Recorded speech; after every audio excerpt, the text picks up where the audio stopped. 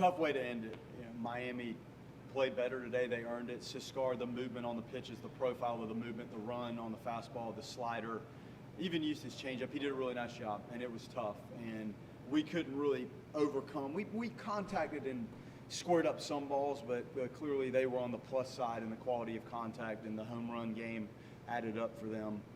So they really earned this one today. I did think Bryson Moore was as sharp as we could ask.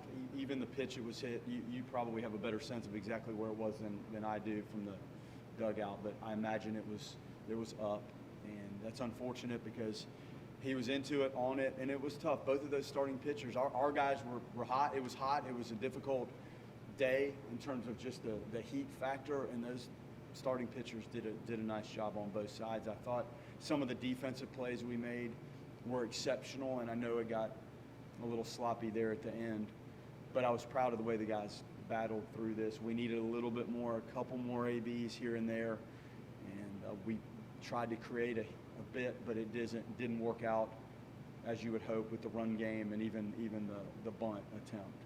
But you look at the big picture, and those guys are beat right now. They're beat up about this. They didn't want to end the season in this fashion, but to win 38 of these games with what we have absorbed injury-wise is testament to their toughness. And the metrics of the scheduling, it appears to be pretty tough metrically, and there's a lot of value that goes into that. So I appreciate the effort and the fight and overcoming some of the challenges we overcame to construct a group to get out there and play the type of baseball that we expect to play here. Starting pitching, as we talked about, I think what we discussed going into this held true. I think the strength in the starting pitching allowed us to be efficient and manage. I think the defense supported that for the most part, athleticism. And I think there was enough in that bullpen to give you some options and variety, and for the most part, that moved us forward. And proud of the team. Tough day, difficult. To win the series is obviously very important, but you just look at one game at a time, and we didn't play our best today. They did a good job. We had our moments and could have climbed back into it further than we did, but they got us today. Was the plan all along to pull him before Williams, because Williams had some good? Yeah, that was part of it. That was absolutely part of it, and the pitch count was not up, but it was getting there, and you have the information in the dugout of what the metrics of the pitches are doing, and it was fairly clear at that point that it was changing in a hurry. So we've battled some things with him, so everything told us at that point, this is the right time. Clearly it doesn't look like it, but for the betterment of Bryson, it seemed like that was the way to go. And Kinnear had been very sharp, and it was tough for him today to deal with what he dealt with after what he provided for us on Thursday night. That's the first ACC series when you've gotten 6 or more innings out of each of your 3 starters. Just the confidence that could give you going into the postseason. It's huge, and they have gotten better and better and better. And it's hard, to think you're getting better and you go from being really good to absolutely dominant. That's not what I mean by better. It's just their management of themselves, the pitch shaping, the things they work so hard on. You're seeing it happen in real time, and they are supported, but what I feel is good, solid, for the most part, defense. I know the fielding metric number, the fielding percentage probably isn't top of the food chain, but I do think the athleticism and some of the plays that are made do support that, and that allows the starting pitchers to lengthen it out. And I think there's enough behind them where we have confidence in those guys too, but I didn't realize that. I had never really looked that deeply, but that's the expectation. It's also very difficult to get to that point at any level of baseball, not to mention in this era of college baseball that we're in right now with the dynamic offense, the strike zone, the bats and balls appear hot, tough. Did Frazier tweak something? They just got hot. They just got hot. They got really beat up and hot. And, our dugout goes from you're searching for sun in any capacity when the season starts to it's hard to get out of it. So I don't know that he had experienced this type of heat before. mean, he was at Arkansas, and they don't have that humidity. It wasn't hot like Tallahassee, July, August hot, but it did have a different feel today, and it got a couple of them. So we'll figure that out. But again, they play hard, and those guys go at it, and they go at it in their pregame, and we're going to have to learn how to handle that. And we talk about the guys in the major leagues that play in environments where it's hot and toasty, and you're playing 160 games, and obviously the minor leagues, you don't have the dome stadium, so they're going to have to learn how to manage it for the rest of the season and far beyond. So that was the same thing with Sheffield getting in the game from McCulley? Yes, Just yes.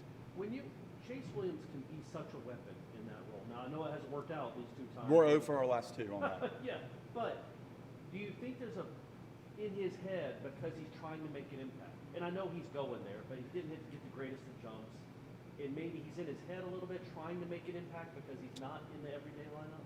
Well, his want to do it Yeah. is something like I've never seen. And today, as he's ready to go, I mean, he's limited to basically that.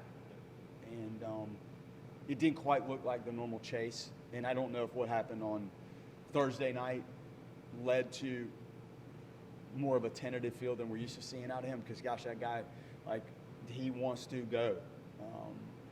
So, yeah, I don't know. But that's a dimension of his game that he's going to have to provide here and as a pro. Like, that's what he's built to do.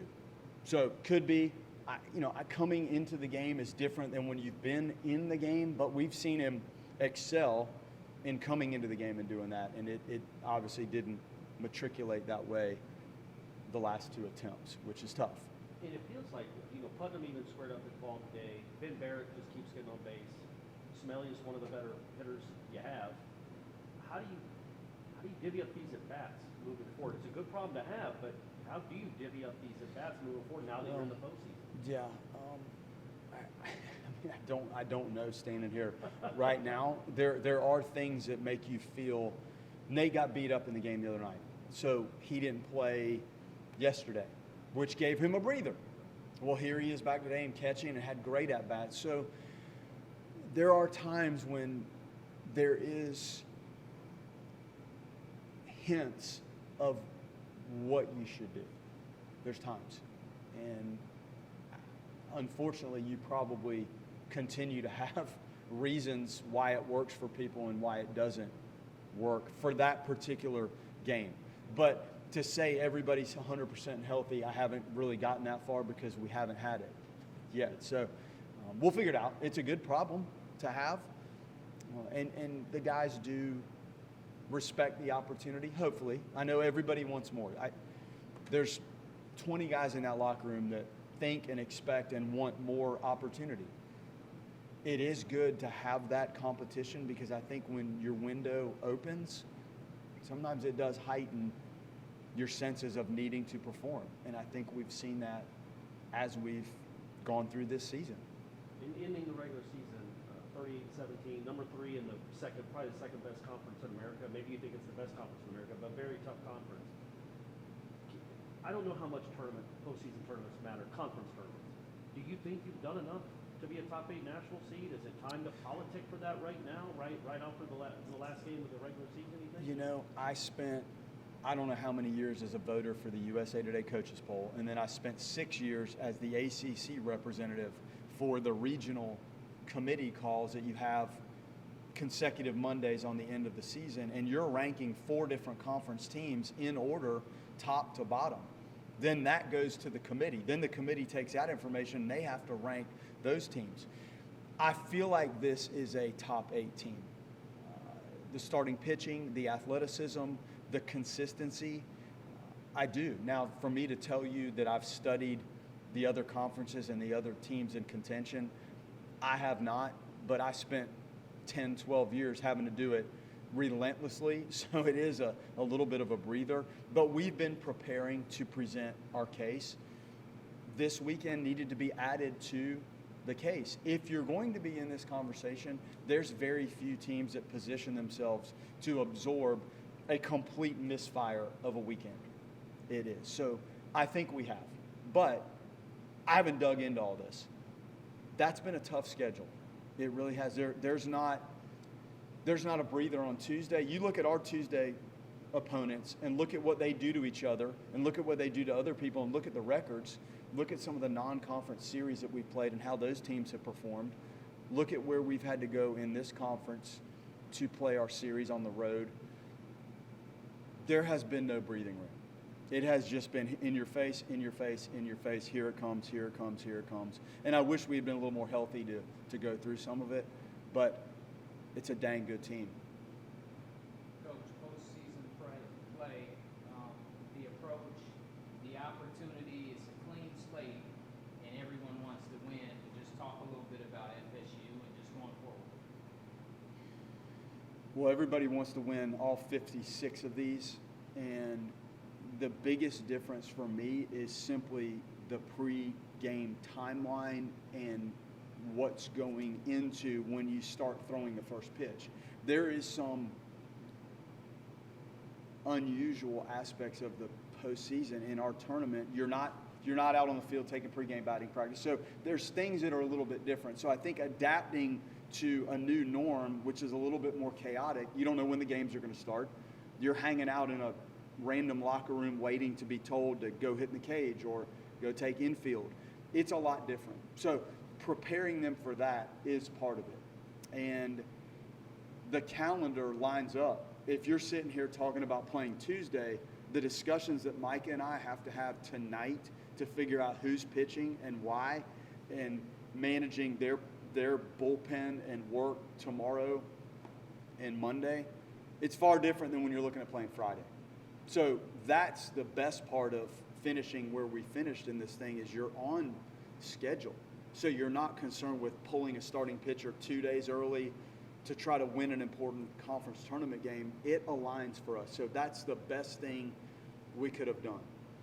My comment when we decided to take all the teams is we still have to protect the people that had regular seasons that put them in the proper position going into it. You have to reward those teams. And I think that's what this tournament has done. I couldn't tell you how the bracketing works, to be honest, but that was one of the goals we had in it, in taking everybody. Good experience for all, but then protect the teams and keep the teams on schedule that earned that through a very difficult 30-game schedule. So that's how I see it now.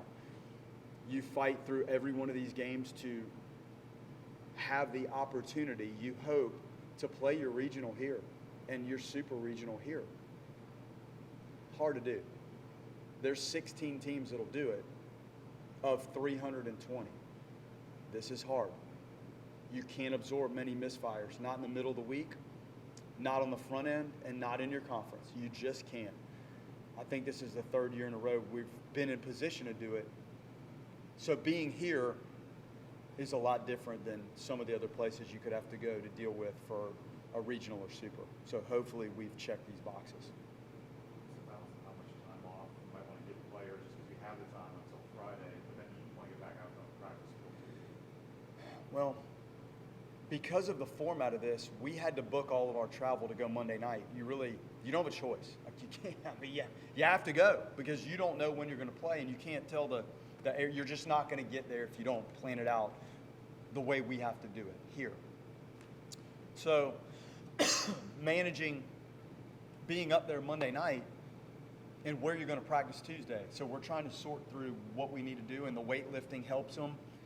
But it needs to be easy right now. Just sharpen up, fine-tune some things, move around a little bit. I think there's things we can talk about and review and chalk talk, maybe as much as grinding through practices. So we'll figure that out. But when you're in a city like Charlotte, you have good options to have some places to go practice, and those people enjoy having the college teams come. So we'll figure that part out.